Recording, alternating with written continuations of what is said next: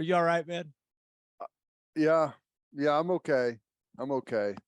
Um, I'll do what I can to remain. I am positive. I shouldn't say that. I don't need to fake it. I'm positive. I still feel good about this group. I still like what they've done, what they've accomplished up to this point. Listening to Venables talking to you and Plank after the game, I felt the same way. Whenever he said that he was kind of at a loss for words, like that's kind of how I feel right now. That's not the same team that we've seen through the first 3 games. I don't know where that came from. I don't know if I should be like, if I should anticipate to see more of that, or if that is just a one game, one off horrible.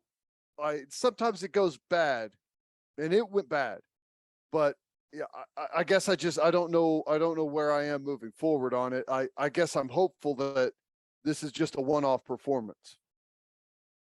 I hope you're right, but I guess we'll just dive into it like we always do, right? Kind of position by position, defensive line. Yeah, I'll say it. I got pushed around, man. Yeah. I did not, with what I had seen from Kansas State's offensive line up to this point, I did not expect, and there were a couple splash plays in there. I thought Isaiah Coe had a couple nice plays. Jalen Redmond had a couple nice plays, but this is a defense that was leading the country in tackles for loss. And what they have 4 and no sacks. Yep. They got pushed around.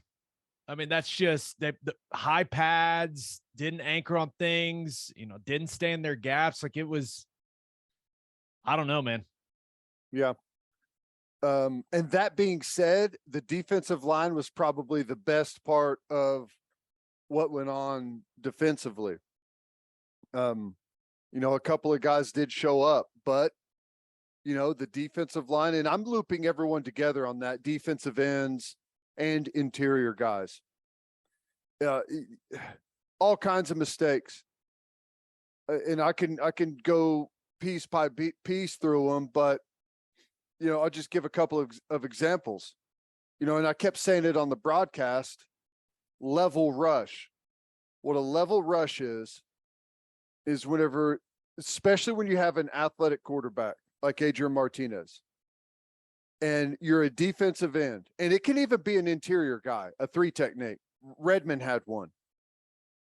You're trying to get to the quarterback, and whenever you're running the hoop around the outside, if you can't make it and you can feel that the quarterback is about to step up, you have to stop, spin out, and retrace your steps and come back. You can't just run around, because there's a rusher here and you're running the hoop, and a lot of times he's getting doubled. If you run the hoop and he gets doubled, there's a massive gap right here for the quarterback to escape through, right? And that happened over and over and over. We had times where we've got games called up front, and in some games there's some things that are contingent on what happens in the play. You'll have like a heavy, what's called a pirate, where you have 2 guys come inside on a pass. After a count, the nose will loop around for contain, right? And you'll have some games where you'll have a looper for contain whenever it's a pass. We got guys on a stunt that are looping for contain when there's a run coming right at them, and they're looping themselves out of the play. We got D linemen that are droppers at times that forget they're a dropper halfway through the play. We were soft on the edges against the gap scheme stuff, against pullers, getting hit in the mouth. And these are things, the frustrating part is these are things that we have not done up to this point. Yes, Kansas State is the best team that we've played up to this point by far, which, you know, how that team lost to Tulane, college football. I don't even know how to put that into words, but you know, it's just, it's frustrating to see such a regression from how good that they had been previously. We hadn't seen stuff like that. I don't know. And like I said, that was the best part of it, was the D line. It got worse as you moved backwards.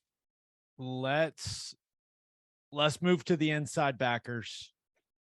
And it felt, you know, just going back and watching it, it felt like Stutzman and Aguebu, they just weren't seeing it well, man.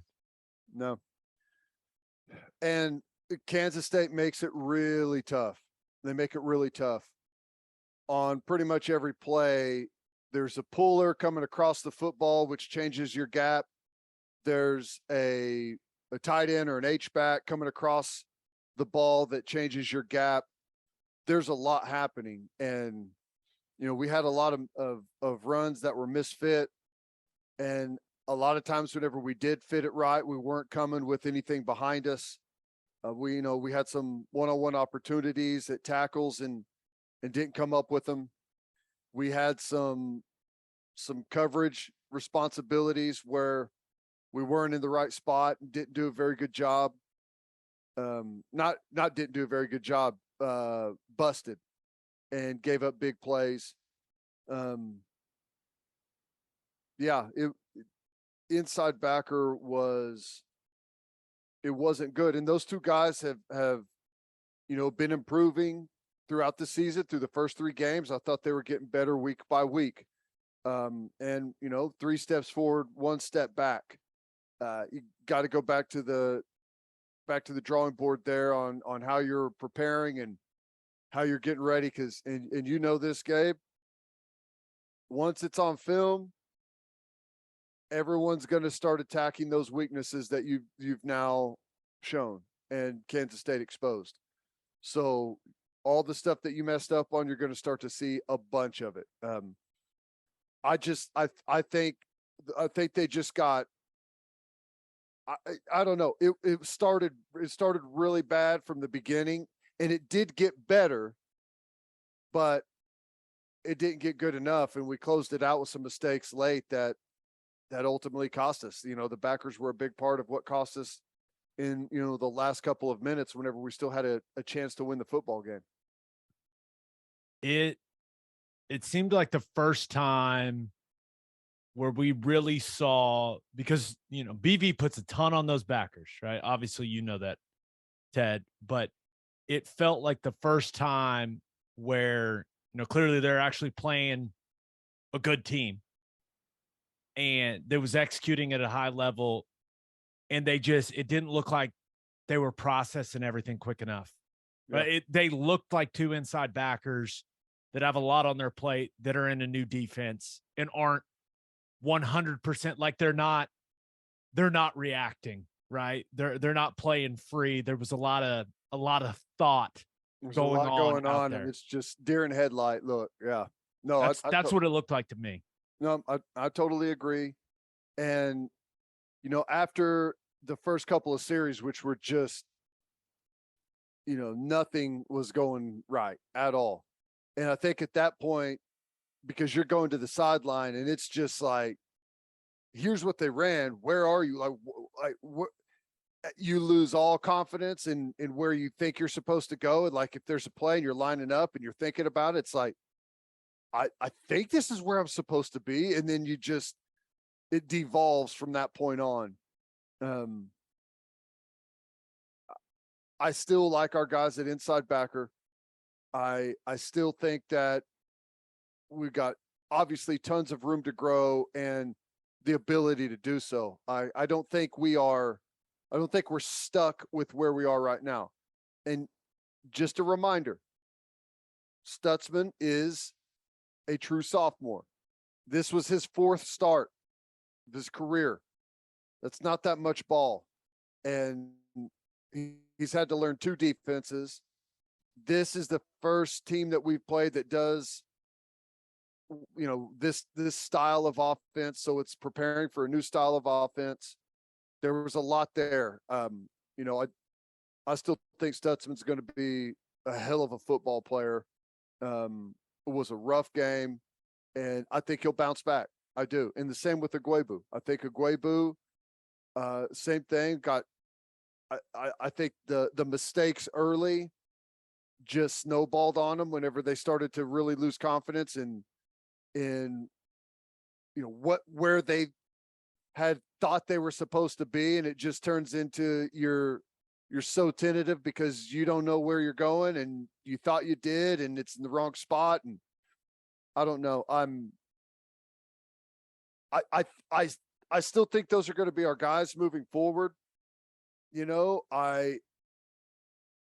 Just one thing that we may see is Deshaun White move into an inside backer spot, and whether that's Canick or whether that's Harrington, someone else playing the cheetah, I don't know. That's just like, if it's bad enough to where the coaches are like, we've got to do something here, that may be an option that you would see. But my gut tells me those are going to be their guys are going to continue to ride with them. Yeah. No, and man, one of the things that was surprising, and it happened to Iguebu and Stutzman, just Martinez running away from those guys. Yeah. I mean, maybe it says he more. Ran away from Jaden Davis. He ran away from everyone. I mean, he can go now, but I mean, you think about Stutzman and Iguebu; those are two big dudes that can absolutely run. Yep. And there are a couple of moments where you're just like, damn, okay, Adrian Martinez. Which to a bigger point, and we talked about this during the broadcast, but our angles on tackling all night as an entire defense, we had been so good up to this point at using leverage, using your help, knowing exactly where at all costs to be on a guy, on a ball carrier, to where you don't cut off the rest of your team. And it was like every missed tackle, not only was it a missed tackle, but you missed him in the worst place to miss him, and you cut off the rest of your team, and it turns into even a more explosive play. Yeah, the tackling just wasn't there. The corners, like physicality from the corners coming in the run fits, just wasn't there. We got whipped by the wide receivers at times whenever they were blocking on the perimeter. It's just, I don't know. Like I said, an anomaly. I hope. I don't know where that came from. We hadn't seen it. Like, there's been, like, the first drive in Nebraska, lost, came over the sideline, got some things fixed, got quite a bit better on the next drive, and then continued to lock it down and get more and more, acclimated with what they were trying to do offensively throughout the game. It felt like it took us forever to actually figure out what Kansas State was trying to do and start to make our adjustments. And I'm not talking as a staff, I'm talking as a player, getting up to speed with what they're throwing at you. And it should happen really quickly. And felt like we never got there. Yeah. Any other thoughts on the guys in the back end of the defense, what you saw? I thought Bowman, I thought again, he was probably as good as anyone out there, or better than anyone out there. He's in the right place. He didn't have his best game. I mean, no one did. You can't say that about anyone defensively, but I thought Key Lawrence made a couple of really nice plays. The passing stuff, like, there's a couple of one-on-one balls that they won. We gave the free releaser on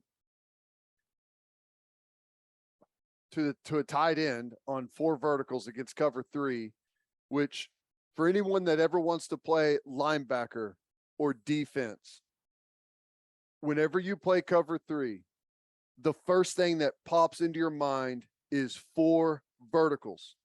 4 verticals is the most dangerous thing against cover 3. If you're a hook player, You have to give help to the vertical.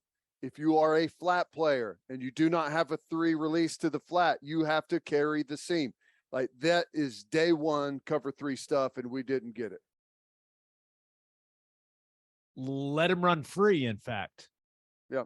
I did not expect Sinnott to be an impact player in that game, but he was wide open in the middle of the field several times. Yep. Yep. That's anything else defensively that you would like to say, sir? The last play, the 3rd and 16, was the icing on the cake. Number one, did not think it was a very good call defensively. In fact, it's as a player, it would be something that I would never call in that situation. We were in man-to-man against a quarterback up to that point that had over 100 yards rushing on us. And we had a spy on, and I think maybe it was both backers were supposed to spy, and they both got locked onto tackles, the offensive tackles. And next thing you know, the game is over. We're in the best position we could be. It's 3rd and 16. We've got plenty of time with our offense to drive down the field, score a touchdown, and we let them out the gate on a 3rd and 16.